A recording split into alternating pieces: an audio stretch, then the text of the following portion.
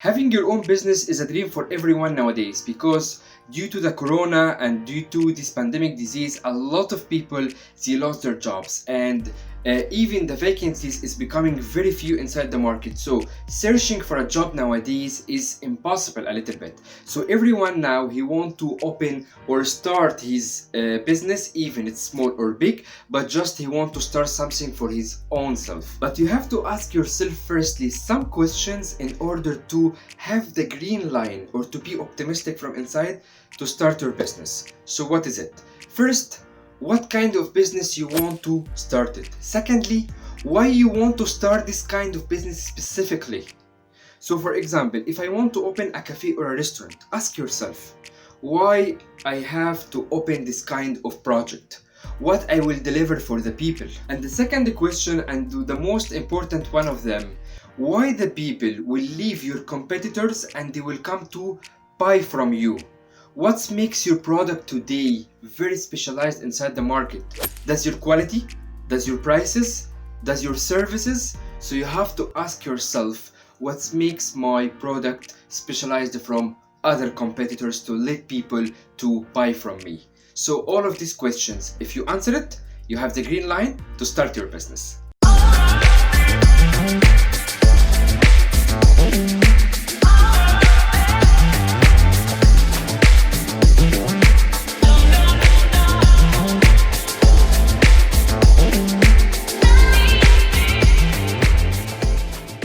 One of the giants of the investment in our recent century and one of the best investors in the world, he's one of the top richest guys today on this planet, which is Warren Buffett. He advised us three advice exactly. The first one, he said that don't put all of your money or don't put all of your eggs in one basket. What does he mean? He referred that the egg is your cash or is your money. So don't put all of your money in one business, because this business can lose or can earn. So what you have to do, you have to divide your money or put a small amount of money, like 20 to 30% of your budget in one kind of business. Second advice of Warren Buffett, he said that investing isn't a rocket science, but there is no easy button. What does he mean about this? I will give you a small example. Today, 60 or 70% of the young entrepreneurs or the young businessmen, if they want to open any kind of business, they are opening restaurants, they are opening cafe, because they are considering that the restaurant doesn't need a feasibility study. It's easy, I can open it anytime and I can earn from it a lot. This is a huge mistake. I will tell you why. Opening a restaurant is a very risky thing because the competition today inside the market is very high. Do you know that the statistics will shock you? 70 to 80% of the restaurants around the world which is opened in the first year, it's closing. So as a conclusion from all of this, you have to understand that time in business is money. So you have to calculate the percentage of risk, the time, the money, the budget and everything in your business in order to not to fall in a big trap. One of the things which is very important also, you have to calculate it wisely before you're starting your business, is something called ROI.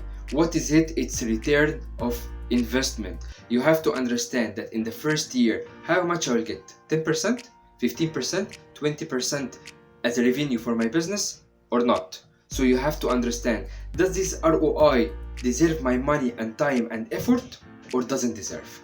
That's why my advice to anyone want to start a small business, he has to make a feasibility study for his business before starting. Why? Because this will clarify for you the revenue, the risk, the cost, the budget. Important notice for you guys, any feasibility study for any kind of business around the world is depending on 4 factors. The first one, which is market and research analysis.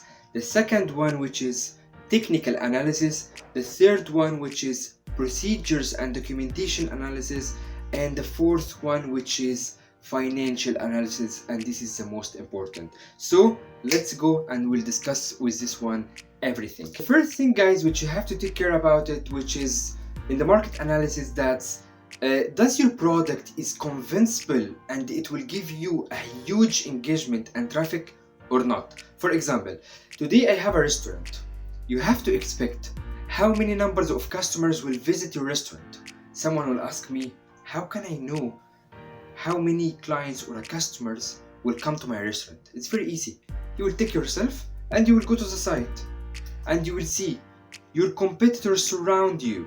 How many dailies they have customers? For example, every one of them average, they have from 100 to 150 customers per day. So expect that you will have the same amount every day. But don't calculate it like this. Don't say, okay, I'm expecting 100 customers every day and it will be good. No. Expect 50%. Your project or your business is not working in the first 3 months 100%. Let's say because people need to know you, people need to try your restaurant, people need to have an experiment with you, either to be good or either to be bad. But you are identifying yourself to the people. So don't expect in the first 3 months that too much percentage of people will come to you. Expect 50% in the engagement of your competitors. So the second tip is technical analysis. You have to understand or prepare your manager, your staff, how to deal with customer. They should have experience in the same field. Don't bring a new people and putting them in your business because they have some mistakes with customers, which is very dangerous. You can receive complaints and these complaints can go public and it will affect the reputation of your business. So you have to be sure that you are presenting the service on time. Your staff and your manager are trained well and they have a beverage experience before in some restaurants. So the third thing is resources. You have resources is equipments, preparations, everything. So this is called resources. You have to be sure on one thing. Does the idea of yours as a concept will be fit to the culture and to the place itself or not? For example, I want today to open a grilling restaurant, but this grilling restaurant need an exhaust, an oven and a lot of things. Does these things is fit to your place or not? Does it will fit to the regulations and the permissions or not? So you have to study the place as a documentation and as a procedures well. So the last point now is financial analysis. Someone asked me something very important. He will tell me that how can I calculate today my net profit or the cost per day for my restaurant? Okay, it's very easy. The number of the expected customers, okay, multiply by cost per product equal the total cost daily of your restaurant. For example, if I have 100 customers is coming to me every day, multiply by what is the average meal in your restaurant. Let's say it will cost $10. So 100 multiplied by 10, it will be $1,000 cost for me daily. So in order to be sure that how much you will get as a revenue in the first year, no one can answer to you this question unless you calculate 4 things or your project management expert, he calculate for you these 4 things. What is it? The funding capital, the expected revenue, the percentage of risk, and finally the alternative plan. Like this, we reach at the end of the episode today, guys. I hope it was useful for you and you picked a lot of information. So please guys, don't forget to hit subscribe, like and share. And if you have any question or inquiry, write for me in a comment below this video. And see you guys in the next episode. And here is A.Hassans projects.